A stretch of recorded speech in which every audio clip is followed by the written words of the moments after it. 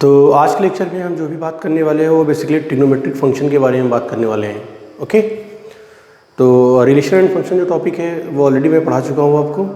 और trigonometric function पढ़ने के लिए आपको basic trigonometric ratio, trigonometric identities, allied angle, ये सब जो कॉन्सेप्ट है वो आपको बहुत अच्छे से आना चाहिए। क्लियर है? तो अगर आपको एलाइड एंगल या फिर साइन कन्वेंशन, इन ट्रिग्नोमेट्रिक इन दो टॉपिक में कोई प्रॉब्लम है तो आप मेरा प्रीवियस वीडियो देख सकते हैं। और साइन कन्वेंशन जो है, साइन कन्वेंशन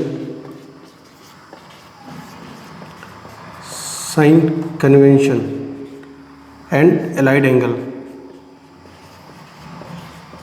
ये दोनों बहुत ही इंपॉर्टेंट टॉपिक है इस चैप्टर को समझने के लिए। क्लियर है? तो साइन कन्वेंशन जो है, अगर आप मेरे चैनल पे सर्च करेंगे तो ये ट्रिग्नोमेट्री का पार्ट 3 है और ये पार्ट 5 है। तो आप इस चैनल पे ये देख सकते हैं साइन कन्वेंशन और एलाइड एंगल, उसके बाद ही आपको ये चैप्टर ज़्यादा अच्छे से समझ जाएगा। क्लियर है? तो देखिए, ट्रिग्नोमेट्रिक फंक्शन के बारे में बेसिकली हम किसकी बात करते हैं? ट्रिग्नोमेट्रिक इक्वेशन की बात करेंगे, उसके सोल्यूशन की बात करेंगे। सोल्यूशन में 2 सोल्यूशन होते हैं, कुछ प्रिंसिपल सोल्यूशन होते हैं और कुछ जनरल सोल्यूशन होते हैं, उनकी बातें करेंगे। क्लियर है? उसके बाद हम बात करेंगे सोल्यूशन ऑफ ट्रायंगल्स, ट्रायंगल के सोल्यूशन की बात करेंगे, sine law, cosine law, and its application. After that inverse trigonometry. तो आइए शुरुआत करते हैं अपने टॉपिक का। ट्रिग्नोमेट्रिक फंक्शन, ट्रिग्नोमेट्रिक जहाँ भी वर्ड आएगा इसका मतलब समझ जाना है आपको कि ये 6 रेशियो, कॉट, कोसेक एंड सेक, जहाँ भी ट्रिग्नोमेट्रिक की बात करता है मतलब इन 6 रेशियोज के बारे में बात करने वाला है। और फंक्शन, आप सभी को मैं रिलेशन एंड फंक्शन पढ़ा चुका हूँ, आप सभी को पता है it is a special type of relation. ठीक है, फंक्शन क्या होता है? Special type of relation. और फंक्शन क्या होता है? Special type of relation. Okay, तो देखिए ट्रिग्नोमेट्रिक फंक्शन में जो सबसे फर्स्ट टॉपिक कवर करने वाले हैं वो होता है ट्रिग्नोमेट्रिक इक्वेशन। तो चलिए पहले जान लेते हैं ट्रिग्नोमेट्रिक इक्वेशन होता क्या है। तो एक जनरल इक्वेशन जो होता है आपका अलजेब्रिक इक्वेशन, अगर उसी इक्वेशन में जो वेरिएबल था उस वेरिएबल को हम किसी भी ट्रिग्नोमेट्रिक रेशियो से उसको रिप्लेस कर दें। जैसे मान लो ये आपका था x² + 2x + 1 = 0। ये आपका कोई भी एक अलजेब्रिक इक्वेशन है। अगर इस इक्वेशन में मैं कुछ चेंज करूं, इस इक्वेशन में मैं कर दूं sin² x + 2 sin x + 1 = 0, तो ये आपका क्या बन जाएगा? अलजेब्रिक इक्वेशन बन जाएगा। तो ये आपका क्या बन जाएगा? ट्रिग्नोमेट्रिक इक्वेशन बन जाएगा। क्लियर है? ट्रिग्नोमेट्रिक इक्वेशन में और एग्जांपल लिख सकते हैं, जैसे अगर लिख दिया sin x = 1/2, cos x = √3/2, tan x = 1, ये सब भी आपका जो है वो क्या है? Example of trigonometric equation. किसका एग्जाम्पल है? ट्रिग्नोमेट्रिक इक्वेशन का। क्लियर है? तो जहाँ भी आपका ट्रिग्नोमेट्रिक रेशियो के साथ कोई भी इक्वेशन फॉर्म होता है उसी को हम बोलते हैं ट्रिग्नोमेट्रिक इक्वेशन। क्या बोलते हैं उसको? Trigonometric equation. Trigonometric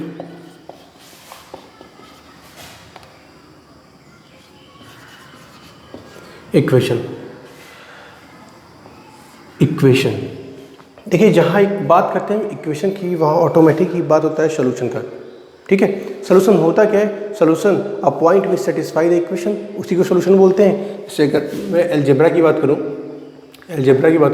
x² + 2x - 3 = 0, मैं बोलूँगा कि ये एक क्वाड्रेटिक इक्वेशन है, इसका सोल्यूशन क्या होगा? तो आप क्या करोगे? रैंडम अगर चेक करो, बहुत लोग इसका फैक्टर निकाल चुके होंगे, रैंडम चेक करिए x = 1 पर, देखिए क्या हो जाएगा? 1² + 2 × 1 - 3। अगर हम बात करें LHS का, ठीक है, क्या आ जाएगा answer? 0, which is equal to RHS।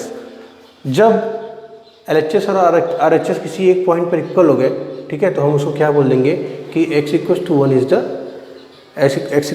The solution of this equation. Clear है? तो वैसे ट्रिग्नोमेट्री की बात करते हैं, जैसे कि एग्जाम्पल लेके समझते हैं। इस साइन ऑफ x = 1/2। ठीक है, हम सभी को पता है कि 1/2 साइन की कौन सी वैल्यू होती है? साइन की 30 वैल्यू होती है, जिसको हम रेडियन में π/6 बोलते हैं। तो यहाँ से हम क्या देख पा रहे हैं कि x = π/6, मतलब हम बोल सकते हैं कि x = π/6 is the solution of sine x = 1/2। ये इसका एक सोल्यूशन है। ठीक है, x = π/6। अच्छा, सोल्यूशन के बारे में अगर कुछ हम और बात करें, ठीक है, जैसे अगर वेरिएबल x में है, तो किसी भी कर्व का, किसी भी इक्वेशन का जो सोल्यूशन होता है वो बेसिकली होता क्या है कि वो कर्व, मतलब जैसे हम साइन एक्स बनाए तो साइन एक्स का एक कर्व हो गया। कैसा कर्व होता है साइन एक्स का? साइन एक्स का कर्व कैसा होता है? ये साइन एक्स का कर्व होता है। तो जो सोल्यूशन की बात करते हैं तो सोल्यूशन क्या होता है कि कोई भी कर्व किस एक्स एक्सिस को कितनी बार कट कर रहा है, वही होता है उसका नंबर ऑफ सोल्यूशन। और जिस पॉइंट पे कट करता है उसी पॉइंट को हम बोलते हैं सोल्यूशन। क्लियर है? तो आप बताइए कितनी बार कट कर रहे हैं? इधर निगेटिव में भी कट करेगा, तो कितनी बार कट कर रहा है? इनफाइनाइट टाइम्स कट कर रहा है। तो इससे कितने सोल्यूशन हो जाएंगे? Infinite many solution. आप भी देख सकते हो। बताइए x equals to pi by 6, sine की वैल्यू 1/2। आप सभी को पता है कि अगर आप साइन पाई माइनस एक्स भी साइन एक्स ही होता है। ठीक है, मतलब क्या हुआ कि sine pi minus pi by 6 is also sine pi by 6, that is 1/2। ओके, तो sine pi minus pi by 6 that is equal to 6 pi minus pi, that is 5 pi by 6। 5 pi by 6 is also solution. 5 pi by 6 is also solution. Clear है? तो sine x जो होता है वो first quadrant में positive होता है, second quadrant में पॉजिटिव होता है, बाकी क्वाड्रेंट में क्या होता है? निगेटिव होता है। तो फर्स्ट क्वाड्रेंट का जो वैल्यू था वो पाई बाई 6 आया और सेकंड क्वाड्रेंट का जो वैल्यू था वो 5 पाई बाई 6 आया। थर्ड क्वाड्रेंट में वैल्यू मिलेगा नहीं क्योंकि यहाँ पॉजिटिव है, फोर्थ क्वाड्रेंट में भी नहीं मिलेगा। वापस से फर्स्ट क्वाड्रेंट में आने के लिए क्या करेंगे? हम 2 पाई का एडिशन करेंगे। जब 2 पाई का एडिशन करेंगे तो 2 पाई प्लस पाई बाई 6 कितना हो जाएगा? 2 पाई प्लस पाई बाई 6 कितना हो जाएगा? 13 पाई बाई 6। ये भी एक सोल्यूशन हो गया। एक और एग्जांपल लेते हैं। ठीक है, cos x equals to √3/2। cos x equals to √3/2। समझिए इस बात को। cos x equals to √3/2। cos x के किस वैल्यू पे cos की वैल्यू √3/2 होगी? किस वैल्यू पे होगी बताइए? ये है cos पाई बाई 6 की वैल्यू। cos 30 की वैल्यू कितनी होती है? √3/2। मतलब cos x equals to cos pi by 6। cos x equals to cos pi by 6। Clear है? तो cos x equals to cos pi by 6 मतलब यहाँ से पहला सोल्यूशन आया x equals to pi by 6। cos की क्या वैल्यू है? पॉजिटिव। और आप सभी को पता है कि cos या तो फर्स्ट क्वाड्रेंट में पॉजिटिव होता है या फोर्थ क्वाड्रेंट में पॉजिटिव होता है। इसमें क्या होता है? निगेटिव, और इसमें निगेटिव होता है। ठीक है, तो cos की पहली वैल्यू आ गई पाई बाई 6। दूसरी वैल्यू कहाँ मिलेगी? फोर्थ क्वाड्रेंट में। ठीक है, फोर्थ क्वाड्रेंट में आने के लिए आप क्या करोगे? या तो इतनी वैल्यू का एडिशन करिए या फिर इस वैल्यू का क्या करिए? सब्ट्रैक्शन करिए। 2 पाई माइनस पाई बाई 6। क्लियर है? मतलब क्या हुआ कि cos x को हम लिख सकते हैं cos 2 पाई माइनस x। ठीक है, मतलब इसको हम लिख दें cos 2 pi minus pi by 6 and that is cos 11 pi by 6। मतलब यहाँ से एक और सोल्यूशन आया, वो क्या आया? x equals to 11 pi by 6। Clear? मतलब दो सोल्यूशन आ गए। पहला solution x equals to pi by 6, दूसरा सोल्यूशन आ गया x equals to 11 pi by 6। Clear है? फिर थर्ड सोल्यूशन कहाँ मिलेगा इसका? देखिए, पहला सोल्यूशन इस क्वाड्रेंट में मिला, फिर दूसरा सोल्यूशन इस क्वाड्रेंट में मिला, अगेन थर्ड सोल्यूशन इस क्वाड्रेंट में मिलेगा, फिर फोर्थ सोल्यूशन इस क्वाड्रेंट में मिलेगा। और आपको पता है, अभी मैंने बताया कि सोल्यूशन होता क्या है कि कोई भी ग्राफ जितनी बार एक्स एक्सिस को कट करता है उसी को उसको क्या बोलते हैं? उसका सोल्यूशन। देखिए cos x का ग्राफ है, एक्स एक्सिस को ये कितनी बार कट करेगा? इनफाइनाइट टाइम्स कट करेगा। तो उसके कितने सोल्यूशन आएंगे? इनफाइनाइट सोल्यूशन आएंगे। अभी मैं आपको बेसिकली दो सोल्यूशन की बात किया। ठीक है, चलिए एक सोल्यूशन और देख लेते हैं। वापस से फर्स्ट क्वाड्रेंट में जाते हैं। ठीक है, तो क्या हो जाएगा? 2 pi plus pi by 6 and that is 13 pi by 6। ये भी एक सोल्यूशन आ गया, x equals to 13 pi by 6।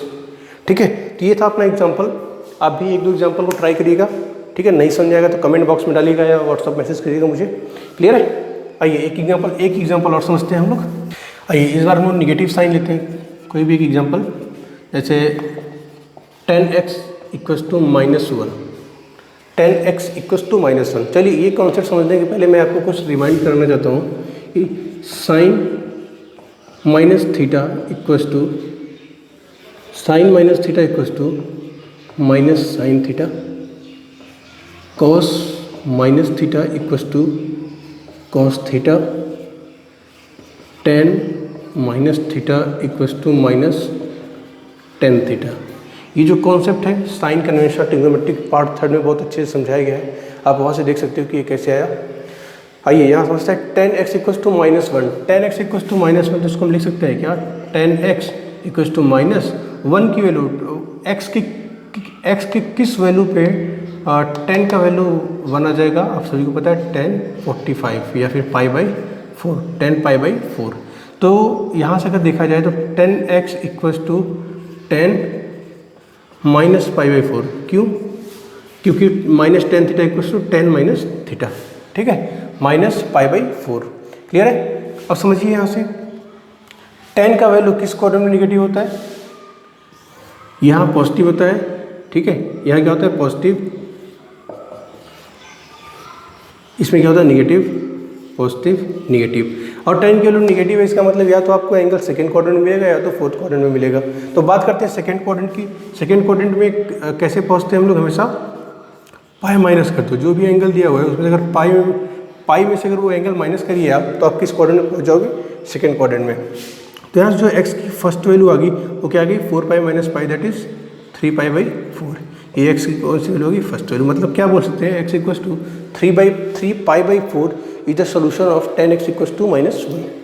चलिए एक और वैल्यू की बात करते हैं। अब हमको पहुँचना है फोर्थ क्वाड्रेंट में, तो या तो ये आप पूरा एडिशन करो या फिर यहीं से सब्ट्रैक्ट कर लो, 2π - π/4।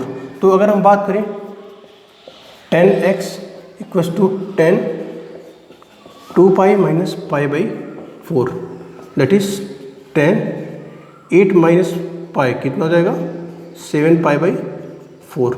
तो 10x इक्वल टू 7π/4, तो आप यहाँ से बोल सकते हो x इक्वल टू 7π/4, ये आपका दूसरा सोल्यूशन हो गया, ठीक है।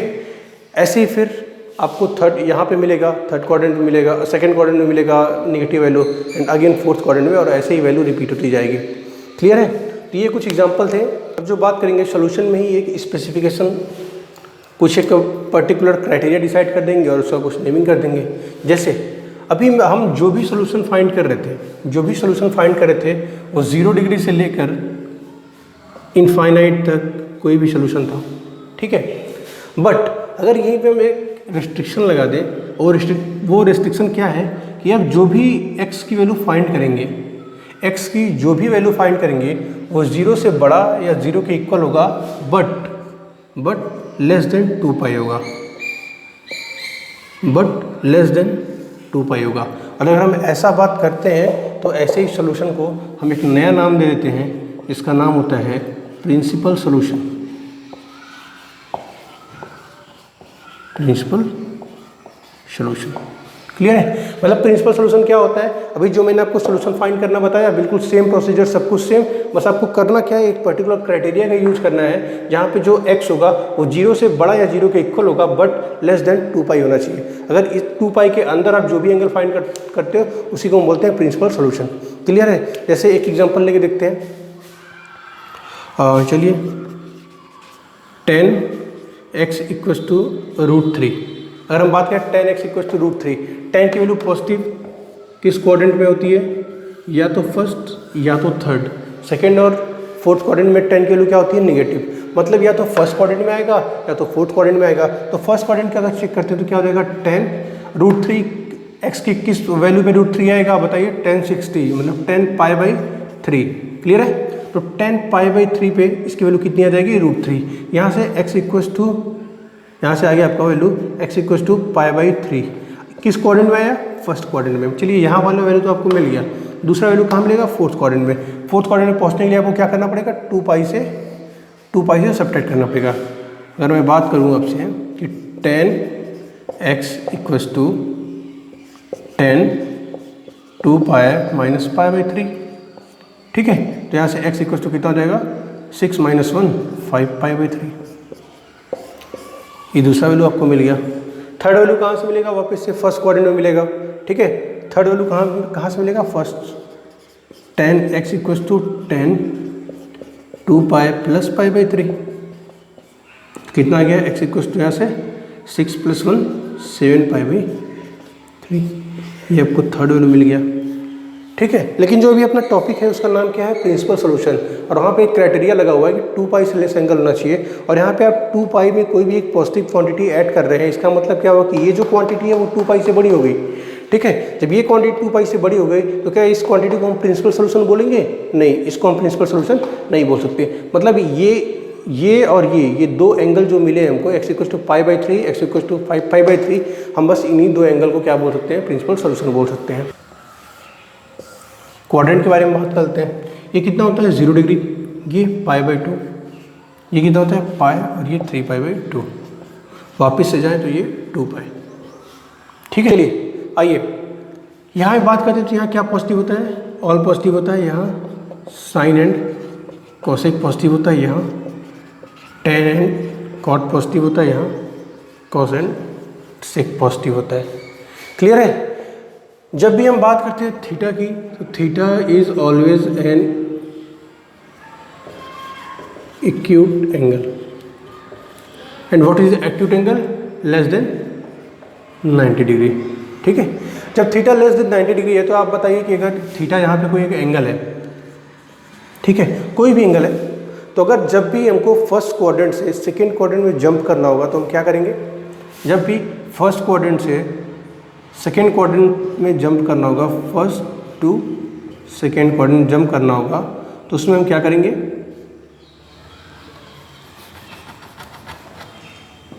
फर्स्ट टू सेकेंड क्वाड्रेंट में जब भी जंप करना होगा, हम क्या करेंगे? थीटा में कितना ऐड कर देंगे?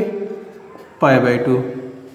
ठीक है, जब भी फर्स्ट क्वाड्रेंट से हमको थर्ड क्वाड्रेंट में जंप करना होगा, हम क्या करेंगे?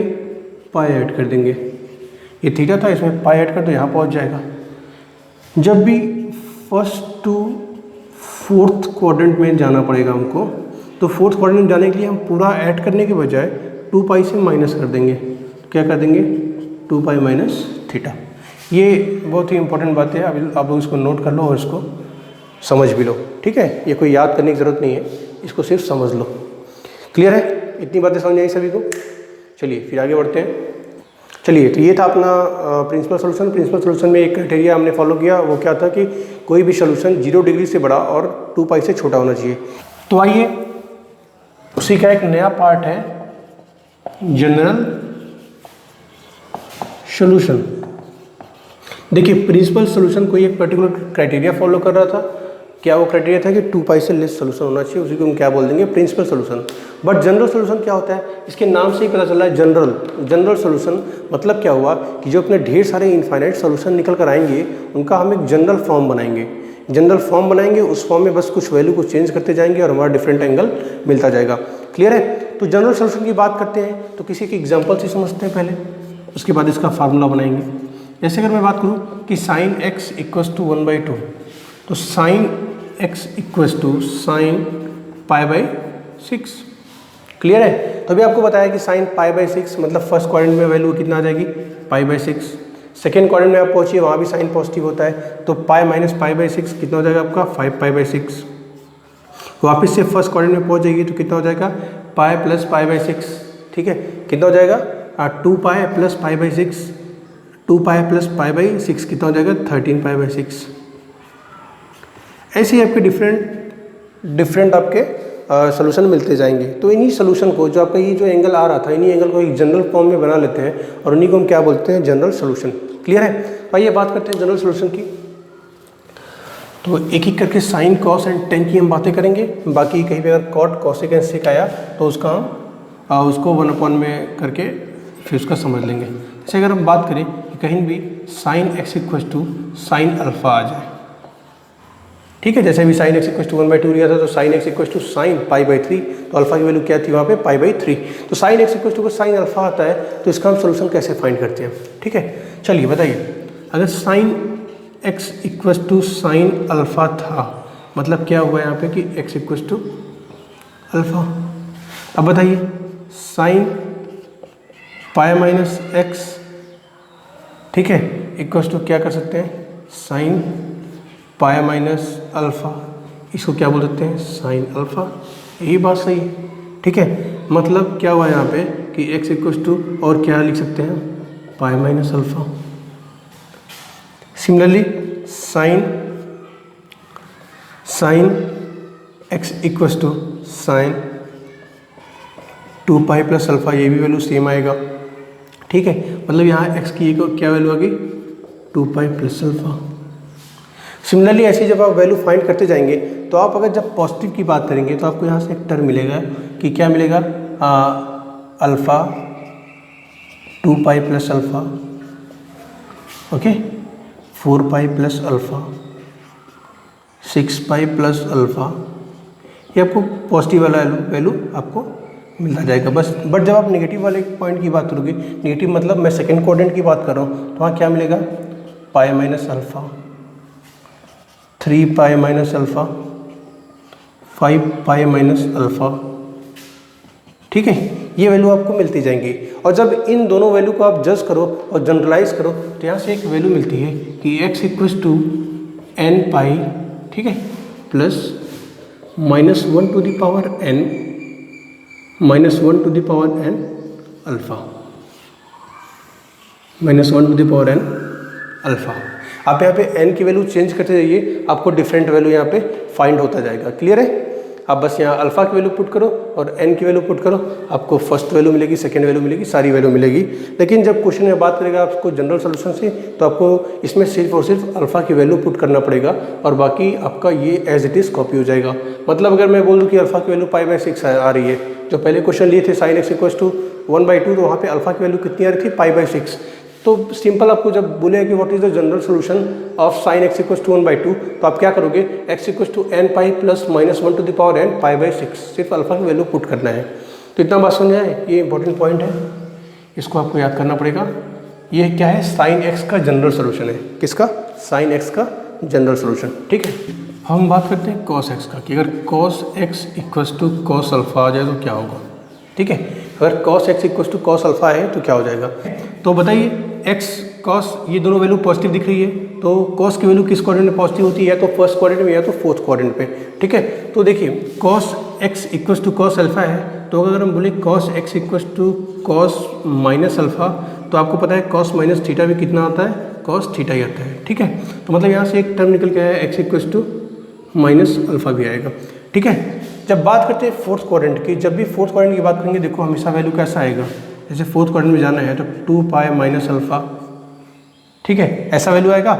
2 पाई माइनस अल्फ़ा कैसा आएगा, 4 pi minus alpha, 6 pi minus alpha, ऐसे वैल्यू आते जाएंगे। जब बात करेंगे फर्स्ट क्वाड्रेंट की तो कैसा आएगा, अल्फ़ा, ठीक है, 2 pi plus alpha, 4 pi plus alpha, 6 pi plus alpha. ध्यान दीजिए, एक बार माइनस है, एक बार plus, minus plus minus plus, और सब 2 का मल्टीपल, सब 2 का multiple.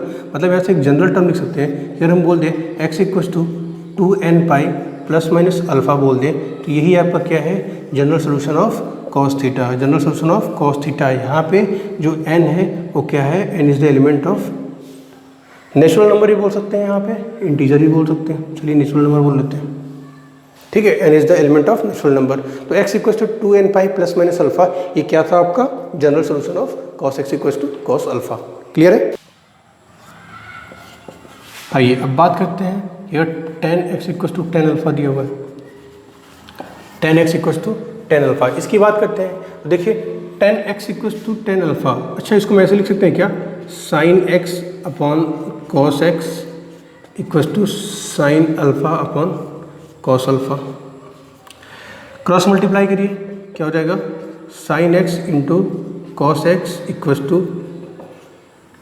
sin x into cos alpha equals to sin alpha into cos x. आप इसको अब इस साइड लेकर आइए तो क्या हो जाएगा, sin x into cos x minus sin alpha into cos x equals to 0। अब ध्यान से देखो तो ये एक फॉर्म बन रहा है, वो फॉर्म क्या बन रहा है, sin x माइनस अल्फ़ा का बन रहा है कि नहीं, sin x minus alpha equals to 0। आप सभी को पता है कि अगर sin x माइनस, चलो एक स्टेप और आगे बढ़ाते हैं फिर समझ जाएगा, sin x minus alpha equals to sin 0 बोल देते हैं इसको। तो sin theta equals to sin alpha अगर आता है तो आपको पता है कि वहाँ पे एक फार्मूला जो पहले भी पढ़ा था अपने, थीटा इक्वल्स टू क्या था, n pi plus -1 to the power n into alpha. मैं यहाँ थीटा यूज़ किया हूँ क्योंकि यहाँ ऑलरेडी x यूज़ हो चुका है इसलिए। तो ये फॉर्म अगर मैं यहाँ पे अप्लाई कर दूँ तो क्या हो जाएगा बताइए, क्या हो जाएगा, x minus alpha equals to n pi plus minus 1 to the power n, और अल्फ़ा की जगह कितना है यहाँ पे 0, तो x minus alpha equals to n pi, तो x इक्वस टू कितना आ जाएगा n pi plus alpha, n pi plus alpha. ये था आपका जनरल सोल्यूशन ऑफ किसका, tan थीटा का। तो आज की क्लास में हम इतना ही पढ़ते हैं, ठीक है। नेक्स्ट लेक्चर में अभी इस टॉपिक को हम और आगे ले जाएंगे। अभी तो ये सिर्फ एक इंट्रोडक्शन था, इसमें न्यूमेरिकल सॉल्व करेंगे और कुछ इसकी प्रॉपर्टीज़ है, उस प्रॉपर्टीज़ के बारे में बात करेंगे। क्लियर है? ओके, थैंक यू क्लास, जय हिंद।